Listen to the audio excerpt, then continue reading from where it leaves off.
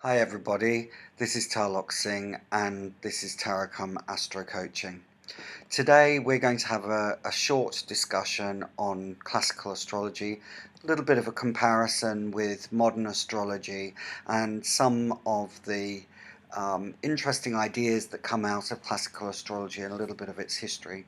First of all, I just want to say that a lot of the material that I'm presenting has been gleaned from Ben Dyke's new book, which is Traditional Astrology for Today. It's an excellent book, and I happen to have met Ben Dykes, and I can just confirm that he's a great astrologer, he's a great writer, and a very good lecturer. So that's where we're going. I hope you enjoy. So, in a nutshell, we can sort of say that astrology died off from about 1700s through to about the 20th century, and in that period nothing happened. There wasn't much astrology going on at all, and astrology sort of suddenly re-immersed in the 20th century, and everything that came with it after that date, after the 20th century, was known as modern astrology, and everything that predated the 1700s tends to be known as traditional or classical astrology. So classical astrology and traditional astrology basically can be seen as one and the same thing. And classical astrology's got a really long history. It's about 7 centuries, and it kicks off in about the 1st century before Christ and goes right through to 6 centuries after. So as you can hear, there's a great deal of history for classical astrologers to pull on, because many of these philosophers and astrologers have been writing over that vast period of time. So, in fact, there were many astrologers, and almost too many for us to mention right now. Many of them wrote, and they came from various disciplines. Some of them were astronomers, some of them philosophers, scientists, doctors even. And together they formed a body of astrology that was vast, and it crossed many areas and disciplines of knowledge. And they were the greatest thinkers of their time. Some of them are very well known, and they were great people and made classical astrology quite diverse, rich, and interesting. So astrology experienced a renaissance from the 1400s right through to the 1600s.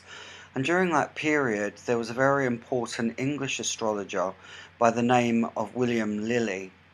Now, William Lilly was famous for his horary astrology, and he took very accurate details of the rules that he applied to the charts that he looked at and the outcomes that he had. And he wrote a famous work which was called the Christian Astrology, and that's used by many classical astrologers today for inspiration and technique. So sometimes astrologers actually wrote different things. They had different ideas to one another, and they documented these from the work that they'd been doing with their charts and with their clients and the things that they saw and understood. And a lot of that caused debate during the time. William Lilly had a contemporary called Morin who also wrote, and after his death much of his work became publicised, and he was known for writing on contradictions and things that he saw in the charts that were not the same as other astrologers throughout the history of time. So classical astrology can have juxtaposed views and different ideas about how to look at a chart.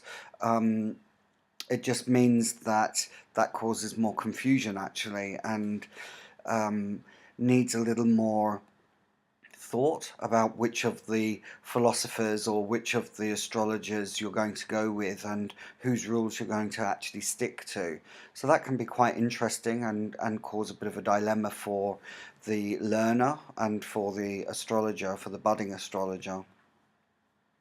So if you think about it, astrology is sort of going through a similar process as almost all of the other arts. We have classical on one side and something new and creative on the other. And every astrologer is going to have to face the dilemma of whether they go down the classic route or whether they do something modern and contemporary. And it's quite a dilemma, one that we're all sitting with in one way or another.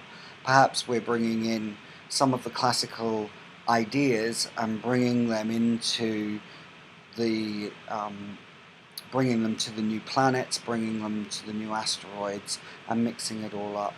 Other astrologers are much more purist about the way they see the art and want to conform only to the classical way of doing things. Modern astrology uses a lot of new planets, or not a lot, it uses the 3 new planets, it uses the asteroids, it uses a lot of inventive techniques. Classical astrology just doesn't allow that. So at one point, perhaps you could say it's a bit like mashing it up in music terms, or it's like choosing to bake a cake according to the strict rules of a recipe. And each astrologer is going to have to take his own decision as to what he wants to do, or what she wants to do. So I'm going to conclude there and just say thank you very much for listening. I hope you've enjoyed this short discussion on classical astrology. If you'd like to leave some comments, that would be great, and I look forward to watching another video when I produce one. Take good care. Bye bye.